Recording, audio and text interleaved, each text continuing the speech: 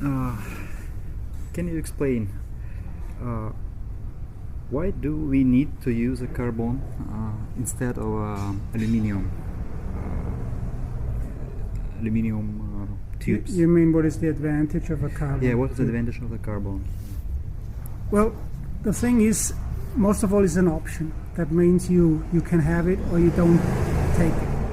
And mostly it's top pilots that think they should have the carbon because they expect a performance advantage. In reality, everyone will benefit from the carbon. The less experienced guys, because it gives you a quicker handling, a quicker roll, so you control the glider easier, which is something that a top pilot also likes to have, but he doesn't need to have it so much because a top pilot sees very much in advance what's going to happen and they don't steer as much, versus a beginner or intermediate pilot that has to control all the time. So the roll inertia, which is a big contribution that the carbon, lighter carbon tubes will give to your glider, you have anyway, but the less good pilot will benefit from it. The top pilot will mostly want to see a performance gain. And the reason why you have a performance gain with a carbon leading edge is it's not only lighter by about 40%, it's also stiffer. You have this in your hand as a designer, and you can decide whether you're going to put everything into weight advantage and same stiffness, same flexibility than aluminium, or you can take some for lighter weight and some advantage for stiffer. And at Moyes we decided to make them about 15% stiffer than the aluminium, and that results in less flex in the frame when you fly the glider. And the flex that everybody knows is the flex back when the wind pressure pushes on the outer leading edges, and it pushes those leading edges back, and the stiffer leading edges will respond with not letting this happen so much. So basically, if you have a stiff frame, it means you're holding up against wind pressure at higher speeds better, and like that the leading edge is not flexing back, so the washout of the wing will be less. The other issue that is widely underestimated is the flex up, and this is something that a sail cut cannot fix. You know, if you had a proper sail cut on a soft leading edges and you give it a lot of a curve, what you call in sail making a luff curve, then you would be able, even on a very soft leading edge, like a 50 millimeter leading edge on a high performance wing, to get a decent looking glider and a decent performance. But what you cannot fix is the flex up. You can only fix this with a stiffer tube. And the flex up happens just from you hanging in the glider with your weight, and the bending of the outer leading edges, starting with the inner leading edges towards the tip, will give that very end of the wing a certain dihedral position against flat plane, and the trailing edge will shortcut this. And when the leading edges are flexing up like a bow, but the trailing edge flexes up like the trailing edge follows this straight, you end up with an extra washout, and that extra washout you can only fix with a stiffer leading edge. And making aluminium tubes stiffer usually results in a lot more weight, and that's then in the end sometimes a performance disadvantage. You might have more what I call nominal performance, but you cannot use it anymore because the glider becomes so hard to fly. All your nominal performance that you calculate on a piece of paper is just gone because you just can't control the glider anymore. And often people underestimate this flyable performance quite a bit because they cannot imagine how much they would benefit when they make the glider lighter. But what you can always do is you can always, just to see the difference, make the glider heavier. On a carbon leading edge, on the inboard leading edge alone, you would save about 1 kilo, 920 grams. On the outer ones, you save another, I think, 400 grams. So on one leading edge, you can save close to 1.5 kilos. Yeah? imagine you had the glider and you added 1.5 kilos on each wing, like you experience when you fly with a heavy camera. All of a sudden that glider is just impossible to fly. You're just not used to a glider that has now 1.5 kilo on each side, more roll inertia, and you will be all over the place. The same goes the other direction. If you can shave off 1.5 kilos, first of all, you actually over-control the glider. That takes you about half a flight to get used to lighter handling. And then from there on, you think, yeah, that's what handling is. But you are now on a much higher level. And if you go back to heavier wings, to heavier leading edges, then you realize again, there is actually a difference. But right from the start, you do not imagine it being there. If you always have flown aluminum leading edges, that's all you know. So that's why. Why the carbon sprogs Yeah. being stiffer? Why it's possible to do it lower than aluminum? Yeah, good question. The carbon sprog is just one element in the whole chain of pitch recovery. You need a stiff dive stick, you need a stiff cable. Don't underestimate that. If you push on the dive stick and the dive stick is stiff but the cable is soft, you still flex a lot. And everything else, like the torsion of the leading edges, how stiff the crossbar is against torsion, all these little links sum up the stiffness of your dive stick system at the very end. Why is it good to have a stiff dive stick system? A stiff dive stick system makes sure that when there is a strong push, say you're flying along, your sprogs are holding a certain position, you would be on full VG, so the sail is sitting there. And then comes the man with a hammer and he tests your dive stick system. If the dive stick system is flexible, you have to basically compensate for that by setting it up higher, so when that serious push comes, you are not going under that limit that you need to have to not tumble over. But a system that is super stiff can start pretty much there, So all the flexibility is just the same thing as we just talked about the leading edges. It's like you preloading your dive sticks by setting them up high, and then that battle between the dive stick load pushing up, the dive stick forces pushing up, and the sail load, and then the aerodynamic load pushing down, that battle will basically hold the position somewhere. If that dive stick is super stiff, it holds it low, but it holds it there. It doesn't matter how much extra push is there because that system is stiff.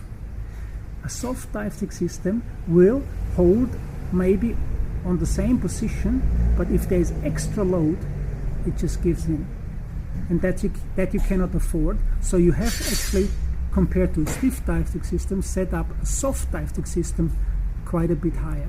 Sometimes up to 2 full turns on a dive stick is about like 50 millimeters. And that you feel all the time as handling, because when you try to handle the glider... Sorry, you said 50 millimeters? 50 millimeters. It's a difference between aluminum and carbon dive sticks. The difference between aluminum and carbon is pretty much 1 full turn, which is 25 millimeters. But if you have, say, you made a bad construction and you have a quite soft dive stick system, like in the older days when we started with the light speed, with the topless gliders, everyone was experimenting, and mostly the flex then came from the cable only being 2 millimeters. There was a time when we tried cables being 2 millimeters, then we went to 2.5. Meanwhile, we had 3 millimeters. Why? When you load a dive stick on a jig, the reality is when you bring the dive stick under a load of 20 kilos, the cable and the dive stick come under a compression and tension force of about 400 kilos. That's the ratio between the height to the length. So the fact that the forces in the back might not be big during flying, typically 10 kilos when you go on a German test, the loads in the cables are huge. And if you have a cable that has, say, a maximum breaking strength of 600 kilos, then at 400 kilos, you're already stretching this about 3 millimeters. And 3 millimeters times the same factor, 20, drops your dive sticks on that load by 60 millimeters. So that's how important it is to be super stiff. Same thing with the dive sticks. An aluminium dive sticks might just buckle a little bit to the side, and that compresses the dive stick, and it's the same as elongating the cable. It just drops everything. And when you take a dive stick like this in your hand, you cannot imagine, because it's so stiff, that anything would just bend a little bit. If you put it into a device where you load this, and those forces are there in the amount of 400 kilos, you load this 20 kilos, then 30 kilos, and then all of a sudden on a soft system you see gong, and it's just like a spaghetti goes to the side, and it's not destroyed. It's elastic. It just buckles, Euler buckling you call this. It just buckles to the side, and then you let go, and it springs straight. And what it does is it just drops. Then you let go, and then it's stiff again until you overload it, and that sinks in again. So that's why it is so important to get those diameters big enough so that buckling is not happening. It's hard to imagine so strong pressure on the dive stick. I would have to show you the tests. I was also surprised, and then I started chasing all the factors. First we made the dive stick bigger, then we realized nothing buckling anymore. We're still dropping quite a lot, and then I improved. Can you stop this for a moment? The noise. And then just changed the cable. And then I realized there was still something that wasn't optimal. And I was working with the geometry where to go with the cable into the dive stick. And all of a sudden I had a situation where the inner dive stick can handle 80 kilos. And the outer dive stick can handle 40 kilos. So you actually can flip a light speed over on one dive stick. It's hard to imagine, but you can do it. Yeah. But you need that because when you make a system so strong against braking, you also make it so stiff against giving in. And that's what you need in the air. Because you don't want to flex. Ideally, you don't want to flex at all. The system that is the stiffest can be set up the lowest, and when it's low, it has a lot of freedom between its setting and the sail, so you have a lot of handling. So in reality, it's not a performance issue so much, because you set up the dive stick to where you finally have enough pitch when you fly. But the biggest gain with a stiff dive stick system is handling, because you are not factoring in that dive stick push against the sail. So we have a different safe position with aluminum and carbon dive sticks. Yes. And so it's a big difference between carbon light speed and aluminum light speed. Yes. Is it the difference in sail? No, the sail is the same. You're going on a test, and you don't really want to produce a glider that has options that are not tested. We most people don't know this, but when we go on a test with a light speed, because we want to optimize this when we go on the load test, we have actually put sometimes half the glider in carbon and the other half in aluminium. On the load test they allow this, because they want to see, is there something that would break, So like that we can test the frame, the aluminium and the carbon frame together in one test. And in reality you don't want anything in your glider when you sell it that has not been tested. So all those components, all those different options that you can combine have to be tested for strength at some stage. And the light speed can be ordered full aluminium, can be ordered with some carbon components, can be ordered ordered with all carbon components, and it's still going to go by the same certification because that's how it is certified. But you said before the right thing. The carbon dive sticks can be set lower because they result in better pitch figures. So that's what you normally do. So it's possible to do the same pitch moment in aluminium, but it would be more heavy because it will heavier be more and higher setting. The higher setting compensates for the bigger elasticity in the aluminium settings. Yeah. So you don't have quite as a competitive wing when you have everything in aluminium, and that's not just the weight. It's also that the aluminium components are a bit more flexible. Best example would actually be the carbon buttons, because the carbon buttons, this is an interesting story. When I first went to the test, we wanted to run all the buttons in carbon, but we didn't have them ready. So I had only the inner 5 buttons ready, and we going on the test pass with the aluminium set. Then I said, okay, we want to try the carbon. We put the carbon set in, and there was no difference. So I was kind of frustrated because I just knew from Manfred they had just certified their gliders with full carbon sets, and I thought we're doing something wrong here. And it took us a while to understand that it's the inner 5 buttons that would not do anything, because there's 2 effects when they are flexible. One is that a more flexible set of buttons will have a more negative pitch when you fly the glider, but at the same time, when they flex more, like when they curve a little more under load, they also produce more lift, and the 2 effects compensate each other out. They are neutral in pitch. The next day we had all the carbon buttons, and when we put the carbon buttons on the outer wing, especially where the dive sticks are, the difference was huge.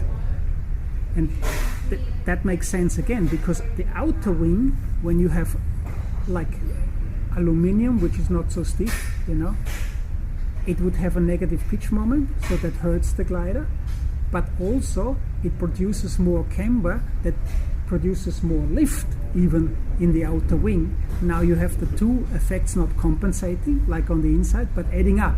That's why flexible buttons in the outer sections are a big pitch killer. And so we realized, well, what's the point to make the inner buttons in carbon when they don't do anything? So we stayed in aluminium. And I also found out right after that the strong contribution to pitch also comes from the undersurface buttons, because when the undersurface buttons are blowing out or sucking out, if they are in aluminium, that is also a pitch killer. So we're only using carbon undersurface and the outer buttons, and that gives you basically all the carbon button stiffness effect that you can have. And that is probably the biggest contribution. So if I had limited amount of money, I would always go for carbon buttons. The next thing, I would go for carbon dive sticks, then the outer leading edges, and then the inner leading edges. And then the keel. Maybe the keel is a nice thing to have if you have it in carbon, but it's really more something for freaks that want just to have the best, Mm-hmm. And it looks cool to have a glider that is basically all carbon. Meanwhile, we even have a front carbon keel tube, but that is usually like weight that you, unless you have really a lot of money and you are like a light pilot, and you think, I want a 31 kilo topless glider, period. I don't want to compromise, Some people just have it, But as I said, if you have limited budget, carbon buttons, carbon dive sticks, carbon outboard leading edges, this is the essential. This is actually how we sell most of the gliders. That is become our standard configuration.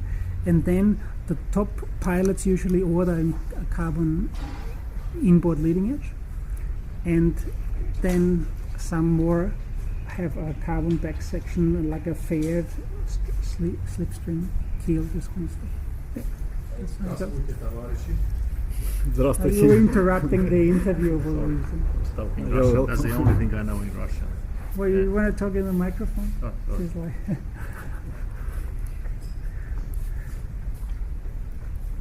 Okay, are we good? Yeah, thank you. It's clear for me now. So yeah, now you even learned something out of it. Yeah. Now there's actually a lot of little things that we do it for so long, and we it's so familiar to us that we sometimes forget to mention all these things. It's very expensive to have a carbon glider. It's different between $2,000 or $3,000. No, I know. And then you wonder. And people want to know why do we need this? It's beautiful black thing, but we don't have money for this. Yes. But here's another thought. If you wanted to save weight on a hang glider, and typically they, in our size, 14 square meters, typically they would weigh 35 kilos. If you make like a nice construction but nothing special, you are at 35 kilos. Now you try to save some weight. If you do it on the sail, it's impossible because the sails pretty much all weigh 9 kilos, and if you make a really light sail, it's 8.4 kilos. That's the lightest sail we can make with all smoke, everything. So there is not enough room there to get really light in a sail. You can make it heavier, but hard to beat on light unless you start compromising completely. Like if you use same sail material that has no taffeta inside, and then the sail's blowing up in no time, what's the good thing? So in reality, the cheapest way, it may sound funny, but the cheapest way to get lighter is actually using carbon. Because if you had to redesign all your fittings, and they would not be steel anymore, but say titanium, that's a lot more expensive. Or if you start using half bolts, and trying to save weight, you're just completely hurting the structure, the strengths of your structure. It's just, that'd be silly, So the carbon does something that is really good from my point of view. It doesn't have one disadvantage except for the price, but it hurts no safety. It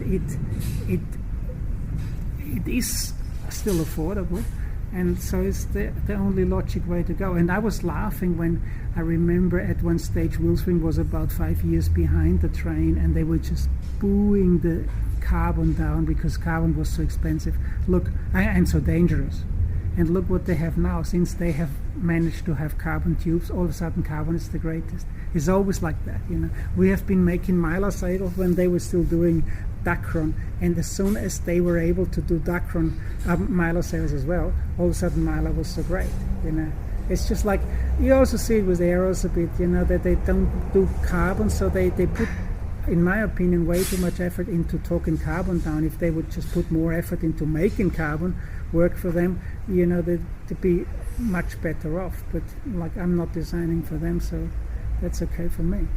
Yeah. Okay, all you said is about advantage for the competition pilots. What about advantages for the free flying pilots? Yeah, I said it in the very beginning that it's the weight advantage that gives you. It's not just the weight advantage. People might think, oh, then I don't have to carry so much from the car to the takeoff, which is normally just nothing. The weight advantage has mostly an inertia advantage. If you have weight out there on the wing, and we are talking about making the leading edges lighter, we are not making anything lighter that is near the CG anyway. That's why the keel tube is the last thing you want to make lighter, because this has no gain in it. That so could weigh. It gets a glider more comfortable. It makes the roll inertia of the wing a lot less, because roll inertia goes also by the square of the distance of those masses. So the more outside you can save weight, the better it is.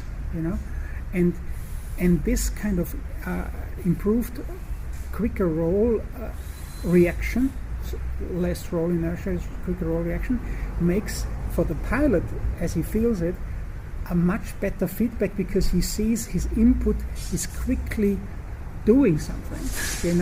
The worst thing that you can remember as a hang glider pilot, if you just go into the side and the thing just thinks about it for a second and then might go to the other side, or just then slowly comes in. You cannot fly near the rocks with a machine like that. That you just fall out, and then you wait for a second, and then comes the reaction, And that's usually what roll inertia does. It just delays your input, and you get really desperate. But if you think of a beginner glider, everybody has flown some of the really nice beginner gliders at one stage, and you always think, oh, how nice is that you do something, or you just lean the head and it just starts. It doesn't mean that the glider does a quick turn, but it starts that turn right away, and you get that feeling back whenever I want something, the glider's not resisting. So roll inertia is something that cannot be overstated for a beginner pilot or intermediate pilot. The carbon light speeds are not for beginners, but an upgrading pilot will probably think, God, I'm really talented. But when he gets a glider that flies really easy, because he doesn't know better. Only later, when he might just go away, buy another product, he would realize, that was really a nice wing, and now I'm struggling because it's not so nice anymore. I have friends actually that just sheer, I don't know, I would say overconfidence. They just leave Moyes for a year or two, fly another glider, cannot do shit, and only then realize, so I was 5th at the European, and last time I was 85th at the Worlds. What happened? You changed your glider, and with changing the glider, often you change the character of that glider you were so used to is gone. Now it's another glider. You have to learn that, and maybe you never learn that because you can't adjust to that glider. So if you are a person that learned to love handling, it'd be really hard to go away from carbon if you've been used to it. Okay, thank you. Please save it there. Good.